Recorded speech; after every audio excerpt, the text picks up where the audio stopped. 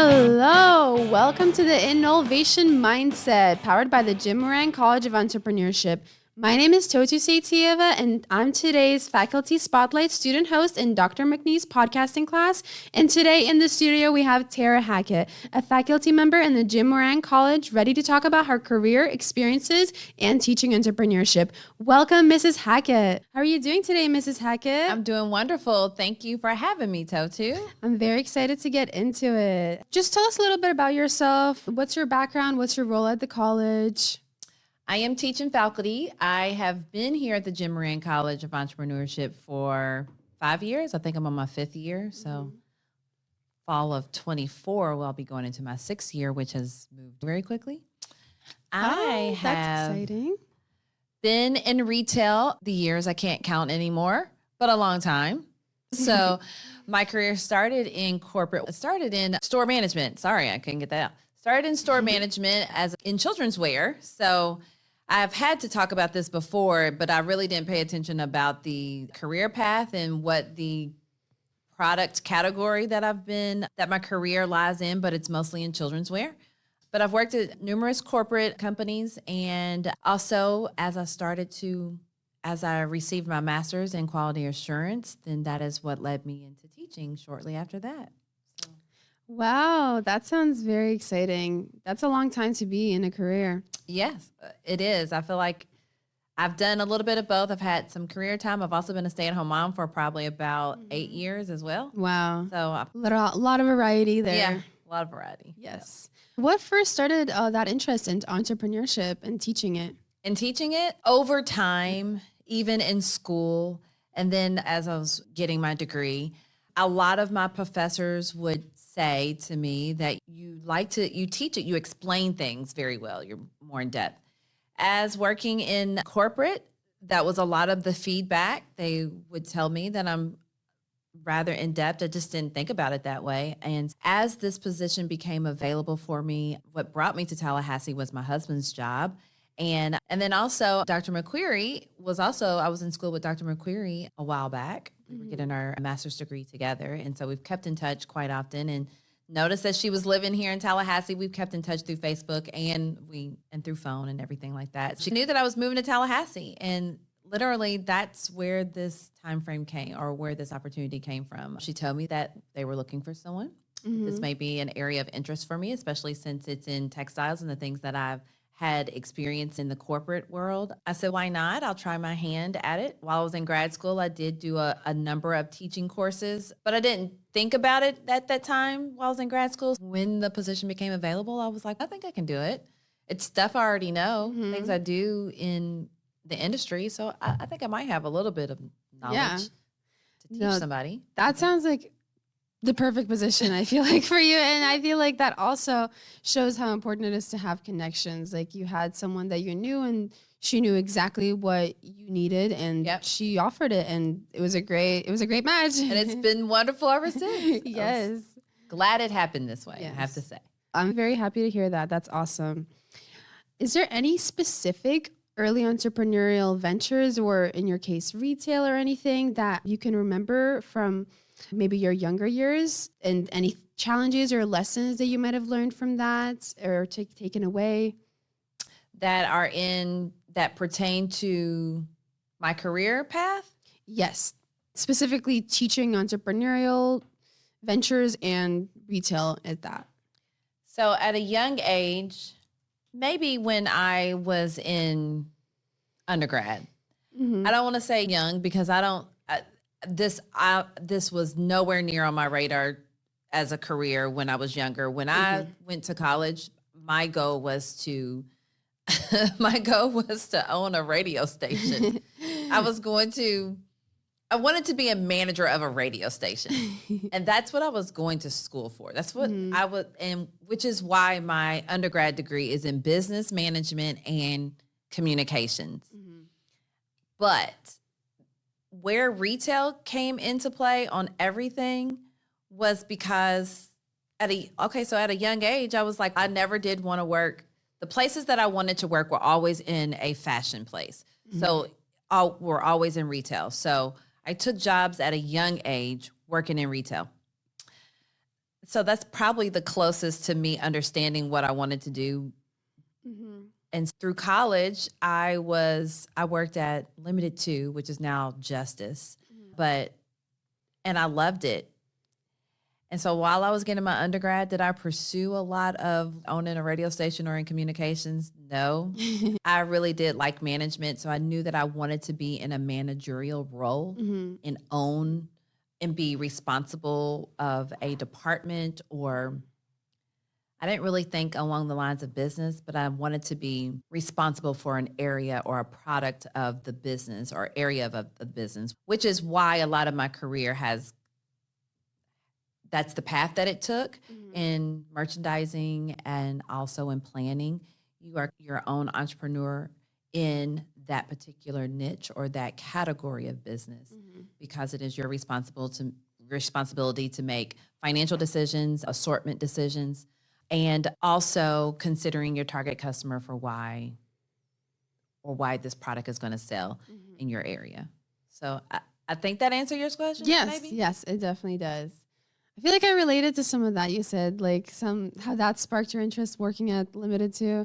First of all, I love that store. As a little kid, yes. It matches your style. Yes. It really does. It is very vibrant. It's very colorful and it's very upbeat. And so I had to go to work every day ready to play with a bunch of children, even though it was about clothing. Yeah, children's clothing, but also the general atmosphere of the store. It matters a lot. I work in Urban Outfitters now, and I recently, a few months ago, was promoted to a managerial position, and I feel like I also relate that it's a lot more fun than just being a regular old sales associate and actually having some say in the decisions that are made and like how the stores run. It definitely does a little bit feel like entrepreneurship in its own sense, because even though you're not creating your own company, you're still making a lot of those managerial decisions and making a lot of those big girl decisions that you would have to as an entrepreneur in your own business. Yes, absolutely. Of course. 100%. But that's really awesome. That was a really nice story. I loved hearing about that. Thank you. Yes, of course. So could you walk me a little bit through your professional career before you started teaching? I know you just went into this, but was there anything else that you wanted to mention, or any types of companies that you were involved with, any types of ventures, anything like that? Sure. So as I mentioned before, I was just working in retail in college, and Totu, I hate to say this, but the students that I work with now, they have a lot more direction by the time they're in their senior year and they're ready to graduate. They already know where they're getting ready the kind of job opportunities they're looking for. They've had an internship. When I was in college, that was not a requirement, so I didn't do an internship on anything. And so I was in my senior year and I really didn't know what I was going to do. Didn't know what type of job I was going to, I didn't have a clue. I really didn't. But I had been working at Limited 2 for a long time. By the time I graduated with my undergrad, I had been working at Limited 2 for 2 years. And I was not, of course, because I didn't have a degree, I was not allowed to be a manager, or they require you to have a bachelor's degree before you can be in a managerial role. And it just so happened that they needed a manager. And I had been working there for a long time. They were safe with leaving me by myself in the store. They were safe with going through planograms or me handling those planograms, me also training other employees. So by that time, it was a natural fit for me to move right into a managerial role. So it literally dropped in my lap.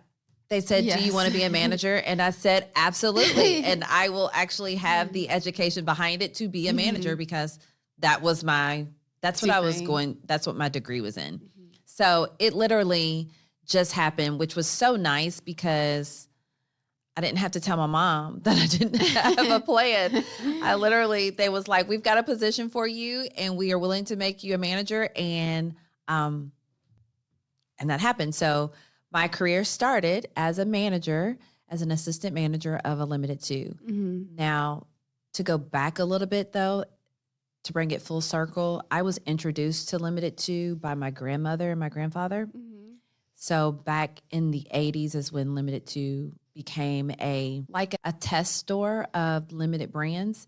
And the very first one was in Lexington, Kentucky. And I went to college at the University of Kentucky. So it literally was down the street. Wow. And whenever I would visit my grandparents, that was the first store that my grandmother would take me to. She loved it. She absolutely loved it. It was not vibrant like it turned out to be whenever they evolved and started to grow and became their own store. It was conservative for children because it was supposed to follow a lot of the same brand message that Limited did. But anyway, it was together. It was just like a section, and then it started to grow, and then it became its own store. So I already had a lot of history with the store, which is probably why I did well maybe and why I loved it, because I really genuinely loved the product. I loved talking to parents and also loved working with the children. And so that's probably why I enjoyed it so much. So it fell into my lap as a manager, and I worked as a manager probably for about 2 years or so. I moved to Charlotte, North Carolina, and became a manager of another store in Charlotte, North Carolina. But life happens. You have to be willing to, the things that I probably didn't like the most about working in retail was the time that I missed with my family. I really wanted more time. I was just starting a family, and so Saturdays are important. And then also evenings are important. You miss some pivotal points with your children at those times. Also, I didn't like the hard parts about the job. And I don't mean the hard parts. I really mean the theft issues. I didn't like how we had to be trained to always be thinking the negative about a person first before, rather than just being able to greet them and find out what their needs are. I had to always be on guard with, okay, they might be stealing. They might be stealing, and people are getting clever, and they're coming in here with their strollers, and they're packing everything in their stroller. And then I don't want to chase them down the mall anymore. So I'm not, that's the part that I didn't like. Yeah. But I understood that there was more to retail, and I really liked the behind the scenes. I liked the directives that we were receiving from corporate and how to execute them, and which is why I probably started moving towards corporate retail, to be able to make decisions about the product firsthand before they actually hit the sales floor. So, which led me into Belk. They were called Belk Store Services, which is the big department store Belk that we don't have one here in Tallahassee, but they're mostly south or down the East Coast. Yes. So I worked there for a numerous amount of years, probably about, I think I was there 5 years. And I worked in housewares. And then as I went through their trainee program, which I tell a lot of my students about, if you start with a company, they do really love to train you and send you through their trainee program and build you up from the ground up, and so that you learn their values, their philosophies, and things about their target customer. So I became an assistant buyer. I was trying to figure out, became an assistant buyer. I started working in housewares, like hard lines is what that's really called, but it was housewares hard lines. So dishes and wine glasses and plates and Christmas things. That was my product mix. When I became a buyer, I went right into children's wear. I went back to children's wear, worked in there for a little bit, and then I went into luxury goods for department store. So I worked there for a numerous amount of years, and then moved on to Value City Furniture, which now has turned into American Signature. And the reason why that job was a fit, because I'd already had experience in housewares and hard lines. And so I was working with furniture. I have to honestly say I didn't like it because the product turn was very slow. So I would be tracking sales on a product for 4 years at a time or 5 years at a time, which gets boring. Yeah, I can imagine. So I'm just looking at the same stuff all the time, because furniture doesn't go out of style like that quickly, like how trends and apparel does. Yes. So my next job from there, I went into planning, and planning is more so the checkbook of what the buyer is allowed to spend and buy on the product mix. But that category was in children's wear. So I went back to children's wear. So I was a planner for a while, and then I took a stint off and was a stay-at-home mom. But I knew that I wanted my career path to be in product development of the garments, and which is what I learned a lot as a buyer and also as a procurement coordinator. I wanted to be able to design it, having a little bit more say. Yes. Creativity and Exactly. actual Based off of, freedom to do something. yes. And we always start from a shell or what we know sells or that designer product. And we just try to knock it off, which is what a lot of companies do now. And which led me to product development, which then led me back to school to find out what I wanted. But then quality of fabrics is what got my attention when I was in school, and I went to grad school. And after that, it was Carter's. So children's wear, back at children's wear, working with babies. And I did a lot of analyzation of textiles and apparel for safety requirements. And my department or entrepreneurial role at Carter's was overseeing all of the product that was curated for Costco. And so that required me to look at garments in regards to safety to make sure that they meet the requirements of the consumer, but also the requirements of Costco.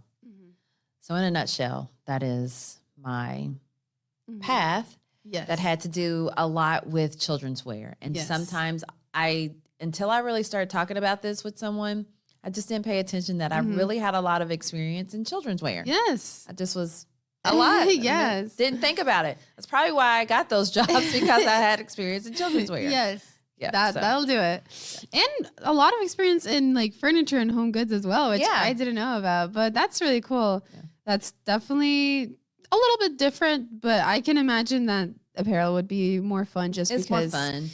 It's more fast paced, more, I don't know, more styles, more trends. Furniture doesn't, like you said, doesn't go out of style and that it was fast. Totally at the other end of the spectrum, and it just was, it was boring. It just got boring after a while. I wanted something where I was constantly seeing new things, and that does not happen in housewares. For sure. That's good that you chased what you actually wanted instead of staying somewhere where you thought was boring or not up your business. I'm sure someone out there loves furniture and dealing with that. Not for you, not for me either. No. Could you tell me about a success, or more particularly actually a failure, that you can reflect on that taught you something? Like, is there anything, any occurrence or anything that happened in your career where you can say, I failed and I learned from this and then I grew from it? So I would say that, and this has been little instances like this in a lot of my jobs, but I was probably more afraid of making mistakes. And so whatever mistake I made, I internalized it.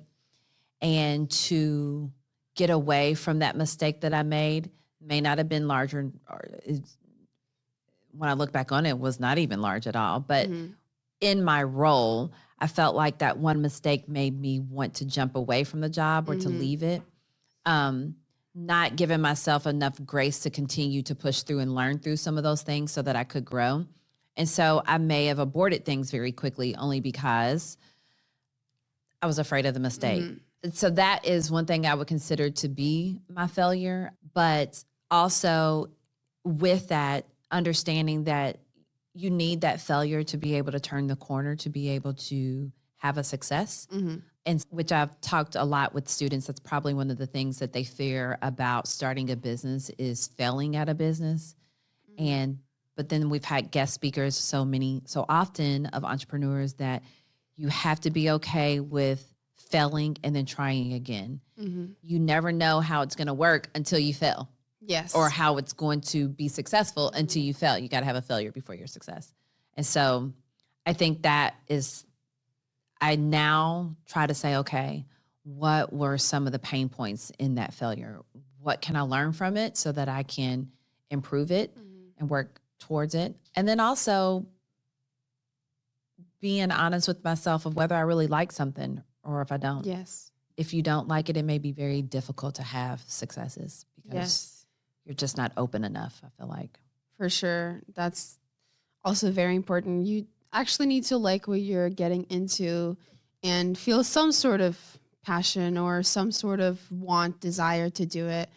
I also feel like I 100% agree with you. Hearing all the guest speakers that I have being in the JMC college, I feel like I really learned how many people failed at first and how many times they might have even failed, and then they just kept going. They just kept pushing, and then all of a sudden they got it, and they and they got it, and it's great, and it turned out amazing. So I feel like something a lot of people have to learn, especially because I feel like a lot of people in general, just any age group, are just so afraid of failure that they don't even try to make whatever they want to do a reality. Yeah. But the reality is that you have to fail to succeed. You have to get through the hard parts to succeed. You have to just keep on pushing and not let yourself get down too much, because everybody fails, and that's how you learn, and that's how you know how to do what to do different, or maybe tweak a little few things and then try again. And as long as you know how to pick yourself back up, I feel like failure is very important in the general scheme of things. And then also, there are so many people that want to help you, or and so that you can make adjustments. I think I was just not willing to share what my failure was, to be able to hear the standpoint of somebody else's, or to hear advice to be able to move forward, which is one thing that I really try to work with students on. We all fail at things. And sometimes it's good for us to be transparent about it, because you never know what next door that opens up for you, or what you learn to be able to get past it. So my failure was internalizing that a lot, and not allowing myself to push through it, to talk about it so that someone could help me improve. I feel like that's extremely true. Like being transparent is just so important. And I feel like a lot of people can relate to you in the sense that, you know, you internalize that failure and then you don't talk about it. You don't try to work from it. You're just thinking about it and being disappointed in yourself, even though, of course, that's natural. But it's also like you should be able to be transparent about it and grow from that. And another thing you mentioned, I feel is so true for anyone to hear, especially students and younger people. But people do want to help you. That's something I feel like I learned pretty recently in being in college. Like, it's not, even though it's just you for yourself, like, people do want to help you. You just have to ask for that help in order to get it. They don't know that you might need the help. They don't know that you might want the help. They don't know how to help you unless you tell them, basically, ultimately. But so many people are open to helping you, and so many people are open to giving you some sort of advice or connections or whatever it might be in order for you to help you grow and succeed. And well, the next topic I want to get into is what we already talked about, but how did you decide to transition into teaching, which I know you already mentioned, and how was it versus what you expected? How did it end up being in reality versus what you initially thought you were going to get into? As far as teaching the concepts, I love it. The topics and the curriculum is what's so fun to me. And so sometimes I'm a nerd in regards to, oh my God, this is so exciting. And then some of my students are looking at me like, I don't even really know I really don't care about cotton. I don't care about polyester. And I'm like, oh my gosh, but this yarn twist and this weave and all this. And they're like, she's getting way too excited about it. I like the information. And the reason why I keep driving at it, because it connects back to so much that I've done in my career. And like I said, in grad school, I was in business. I didn't even know that there was a merchandising degree. And I was right there at the University of Kentucky and they had it. And I just was never exposed to it. And so I go back and I look I'm like, this is where my love and my passion has been all along. And so now when I really get the foundational knowledge about it and how it connects to my career, I'm like, oh my gosh, had I known this before, I learned it just straight off of trial and error through the industry.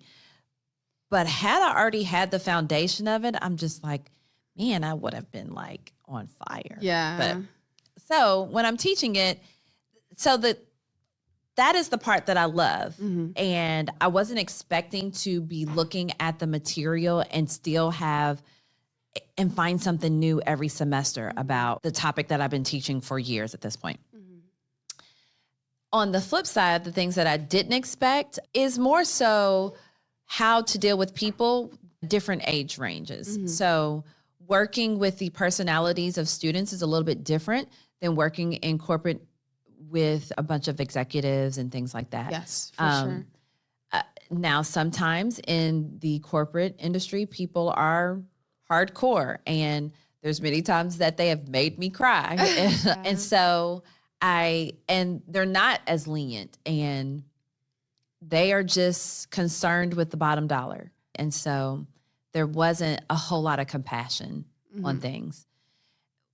And not that I needed that, but then I flip to students, and I have to be mindful that they're coming from high school. We're trying to show them that we're trying to gently walk them into how to work with different personalities, and then also stand firm on giving them the skills to be prepared to enter the workforce. So the things that I thought that I was teaching, or because I'm so thorough on things, I sometimes realize that I'm not, that I need a different type of in-depth instruction for students than I did for someone in the corporate industry. So balancing that sometimes can be a challenge. That's the part that's different. But then I also like the flexibility. I like how what I'm teaching changes from semester to semester.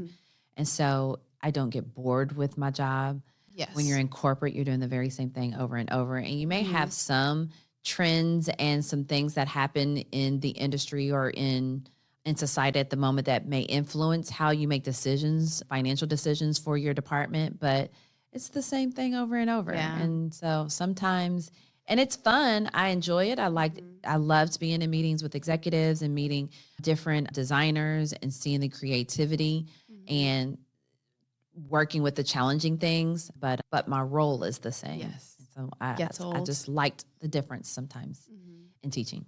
I definitely understand variety. that. I also would definitely prefer variety over doing the same thing every day, which is part of the reason why I want to get into entrepreneurship specifically. I feel like there's so many things you could do with it and stay on your toes rather than working in a corporate setting where you're just doing the same thing over and over again. But I definitely feel that as a professor, you're teaching different courses, you're working with different students, you're just experiencing so many different types of personalities. It's just definitely, I'm sure it keeps you on your toes. It does. And I'm learning new things in different ways to work with these students every semester. Every group is different. And there's some that come in and that are excited about things, and then some that aren't. And that doesn't bother me because it's a really odd topic or area of interest. But it's essential to our everyday lives. Yes, it definitely is. On the topic of students, what role do you think entrepreneurship education plays for students today? So how do you think it would help students that might just be thinking about it but not sure? How do you think it affects people? In particularly for a lot of the students, what I don't have the expertise in to help students with is how to start your own business in retail or designing. And so a lot of students that are a part of the Moran College, some of them have their own clothing businesses. Some of them are very creative and are wanting to start their own line. So giving them some foundational information at this level, I think is very important. Like understanding what materials to use in sourcing for if you're going to create a blazer versus if you're going to create a pair of pants. Understanding the drape and the luster on things, which they don't really know or don't get the foundational terminology on things like that. But it may be easier when you're working with a liaison that's trying to help you source materials. You may understand from the creation standpoint that, I know that things that are more stiff or more pliable are going to work better for this A-line skirt versus this pair of pants. So understanding the technical terms behind things, that is the one thing I feel like this degree offers students in retail. And I feel like our college gives you more of the foundational perspective of education that you need, that's going to help identify technical terms, technical stitches, those types of things that's going to help you create your line. But if you're not one that wants to start your own clothing line, maybe you enjoy merchandising, maybe you want to work in the corporate office, maybe you want to work with a luxury brand or things like that. I think this job tells you, or a lot of times when you're working in corporate, they are already expecting you to be up to speed. And yes, presenting students with the terminology and some of the customs or climate of what retailers are looking for helps you to already be positioned well for understanding the conversations that you may be thrown into meetings and things like that. Without that, and I say I didn't have that because I went straight from I went straight into corporate from store management. So I didn't have a lot of the terminology, and I had to learn that on my own just by context clues or context clues, not as fun. It's not as fun. So when you already have this, you already come in at a little bit higher level, and they know that you understand some of the things that were concepts we're discussing in regards to sourcing or planning in regards to sales. So I think this college and this degree, especially in retail entrepreneurship, it gives you just foundational terms to where you can come in and be right up to speed. And then you learn more as you're working with your product niche. Yes, all of that is very true. I feel like people underestimate the amount that terminology actually is very helpful to know, especially when you're working with textiles, and there's so many different types of fabrics, so many different types of yarns, and just so many different things to learn, that on top of already having to learn a bunch of the other stuff that you have to learn in a corporate setting, you now also have to learn just hundreds of terminology that you might have not even been aware that existed. And a lot of times these students it just helps them. You may not remember everything that we've taught you or anything like that, but I guarantee you that once you get your job and they start talking all these things that we've thrown at you before, you won't be lost. You may not remember it all the way, but you'll at least be able to navigate through what they're talking about. And then it starts to come back to you. Yes. So that's extremely true. It better aligns you for the retail corporate industry, having a degree like this. Yes, very true. And also very true about even if you don't think you remember everything from a class or your college experience in general, when you're actually using the terms that you learned, when you're actually doing the things that you might have done in class that you forgot and it was years ago, it all starts to come back to you. And I feel like that's the case with a lot of topics, a lot of subjects. You might not think you remember, but then you actually remember a lot more than you expect to.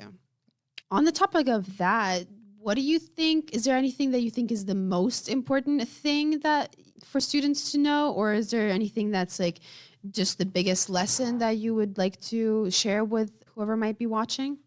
Oh, that's a tough question. I would say the biggest thing or the most important thing is, goodness, it's a little bit of a tough one. I would say more so the integrity of your work. I think and I'm going to backtrack a little bit. I don't want to say or put my foot in my mouth and say that the education's not important, because it is. However, how you navigate through your relationships with your new employer is probably the most important thing.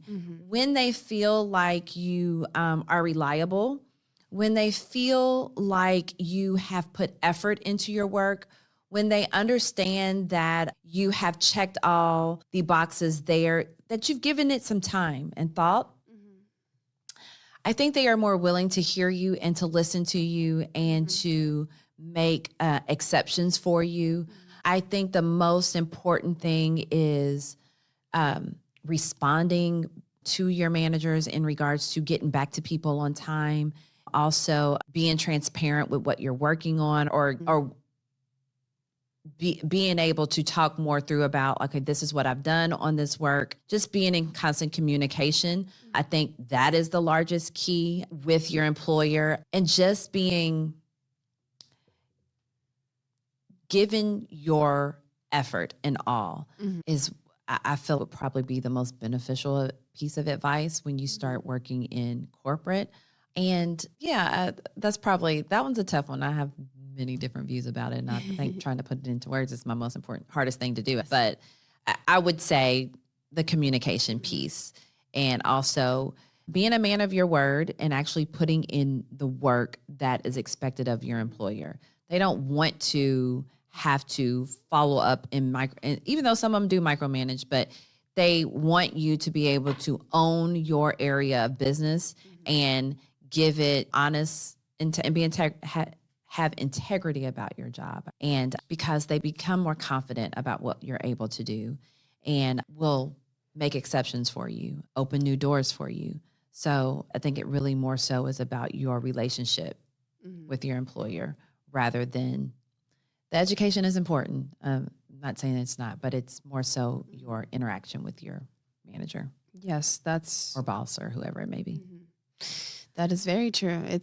Communication is so important in just so many different aspects of life that I feel like in a workspace, it's especially important because those people might not know you outside of that. They might only know you in a work setting. So you really have to show them who you are and you have to communicate that. You have to tell them, not just say something and then not follow up with it or not do what you were going to say, but actually tell them and show them both.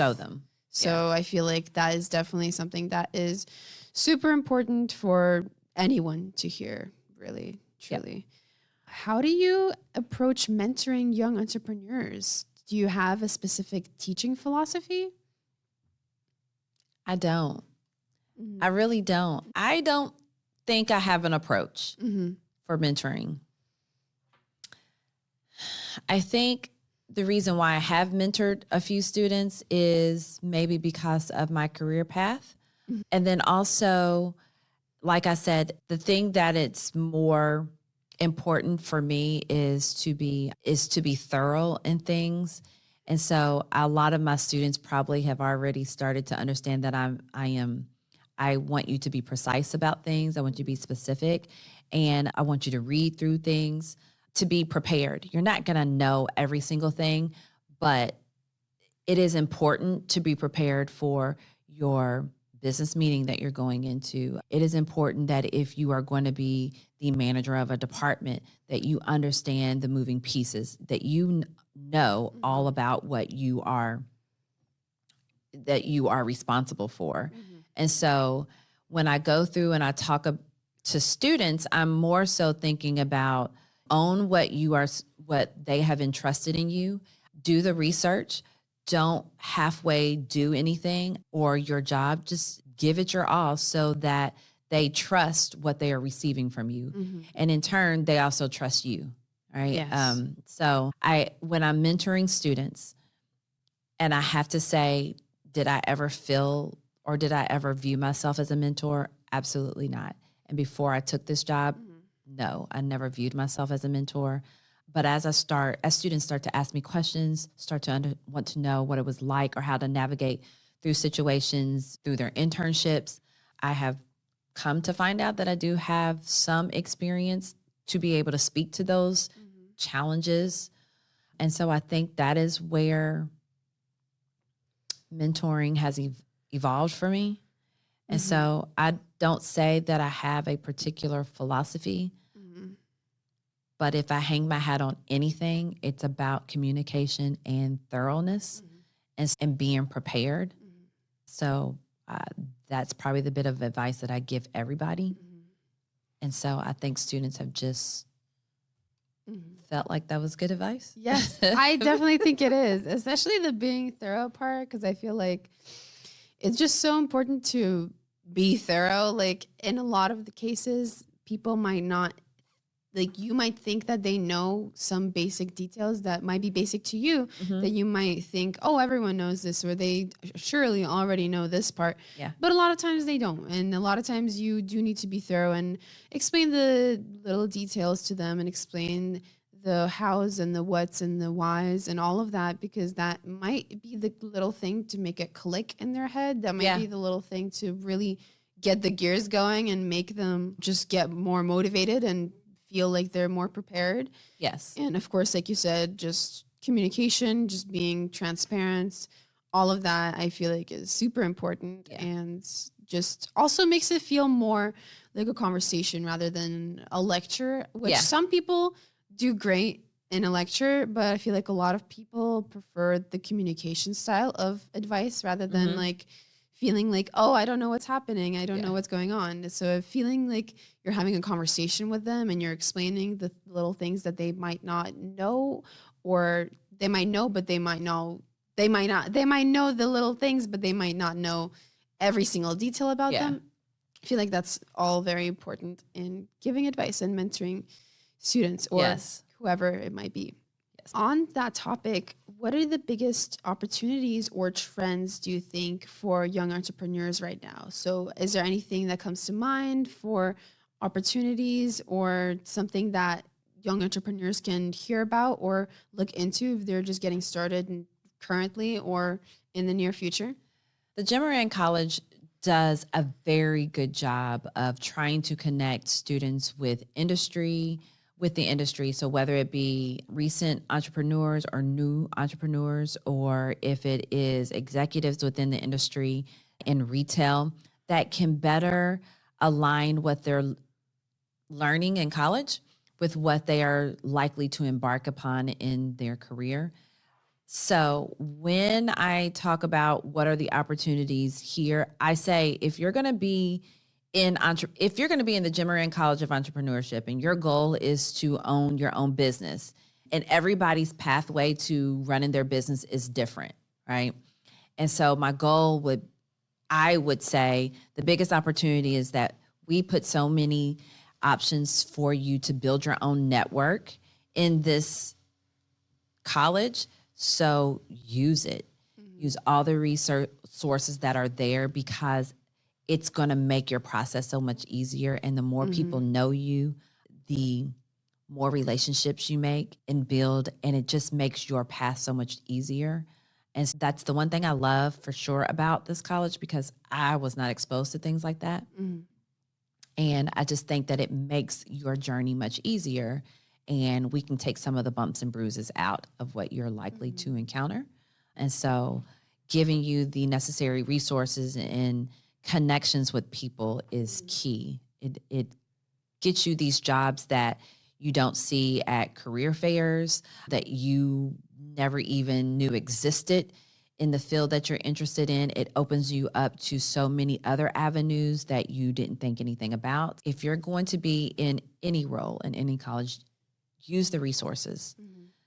It's going to better align you for your next path. Yes, that's very great advice. And I wish that someone had told me that when I was still in high school, because I feel like I, especially in my undergrad, didn't take all the advantages that I should have or used up all the resources that I should have in the colleges that I was in. But I feel like now that I'm in grad school and I'm surrounded by more different types of people and just people that are more ambitious, to say they're working a little bit harder than I might have been around the people in my past. And I feel like I am taking a lot more advantage of the resources now. And I wish that I started in undergrad, because and it motivates you. Exactly. It motivates you a lot. And it might have been even things that you never knew existed. It might be something that you never even thought you could do or create or anything like that. And it's just, if you just try, if you ask for help, if you take advantage of those resources, they can help you a lot. And I feel like anybody needs to hear that, especially students that are just now going into college. I feel like it's very important. But how are you going to continue impacting students in your role at this college? I plan to continue to learn as much as I can to enhance my background in order to pour into them. Each semester, I feel like I want to evolve, and even in the smallest things, like in my courses, to give them something new, more hands-on, that can spark their interest and continue to enjoy what they're learning. So also, the students that I work with or mentor, I think what works best for my mentoring style is I'm more laid back. I like to get to know students on a personal level, and rather than being up in front of them and lecturing, and then you just only know bits and pieces about me, or I only know bits and pieces about you. But like, A lot of times I don't get a chance to find out the interest of what a lot of my students. There's many students that I've had in my textile course, and there were several of them that owned a business and I didn't even know. I like that aspect, to be able to drop our guard down a little bit and be more informal. When you allow a person to feel comfortable and just to be able to speak freely about what they feel or what their interests are, it allows you to open up other avenues for them. And it's not like that with every student, and it just depends. And some that I might vibe with better, I'm able to mentor, and then some may feel like there's another instructor that they probably have a better connection with, and that is okay. I think being able to work with students and they see me in a different light allows them to be comfortable with asking me other questions that they may be having in regards to direction. Because honestly, in college, you don't have a clue a lot of times of what you're going to do. And sometimes things just fall in your lap. And our goal as instructors is to help you get a clear direction. And yes, there's some students that know exactly what they're going to do, but majority of them don't. And this is your time of exploration. And even as you graduate, you still may not know. But I guarantee you start to find what you love and you get there. If that means having a conversation with an instructor that opens up that interest for you, then I'm okay to help facilitate that. Yes, of course. The connection that you have with the students, I feel like, is very important, and actually learning more about them and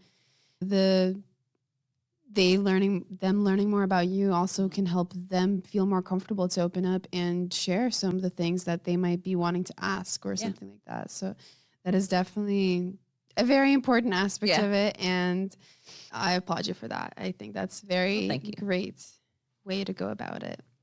Finishing off, because we're running out of time here, but if you could go back and tell your 20-something old self any piece of advice, what would it be? Don't be afraid to take the step. If it's something that you think you want to do, just do it. Try it. I probably talked myself out of a lot of things, even in my career, just because I was probably afraid of what was going to happen. But I'm learning every day, and I've learned since then and still learning to just do it. Life is short.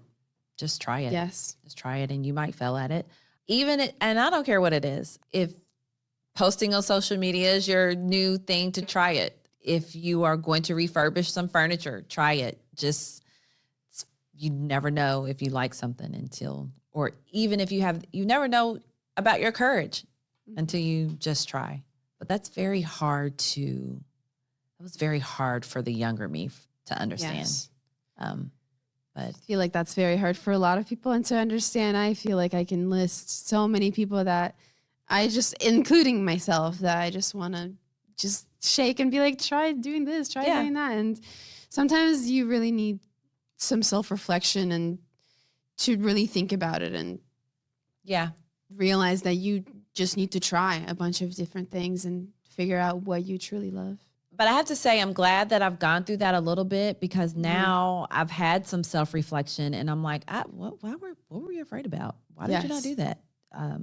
Very true. But I think it takes time and growth for you also to get there. But if I could tell my younger self, I would have been like, just do it. Yes. Don't worry. Don't worry about things. Yes. So important to just stop worrying about the little extra things that might not matter. And even if you do make a fool out of yourself, you live, you learn, and then you move on. It's even if you don't have the expertise in it, if you don't have the know-how to physically do it, you'll learn it. Don't let the fact that you don't have the knowledge about something keep you from wanting to learn it. Because if you like it and you have some interest in it, just try it. I feel like that's something that I also learned in my college experience, and I'm still learning. Yeah. But that is extremely important, and I would definitely agree with you. That is something that everybody needs to hear, and just go for it, and just straight up, no worries. Go. No worries. Yeah. Thank you so much for being on the podcast today. Thank you. I've really enjoyed having you, and I've really enjoyed our conversation. This was wonderful. I appreciate you bringing me on. I hope I didn't bore you or No, not at all. anyone else. But Not at all. It's been awesome. It's been really great. So, Thank you. Thank you so much. And everyone watching this, don't forget to like and subscribe and keep on watching the other faculty interviews. Thank you.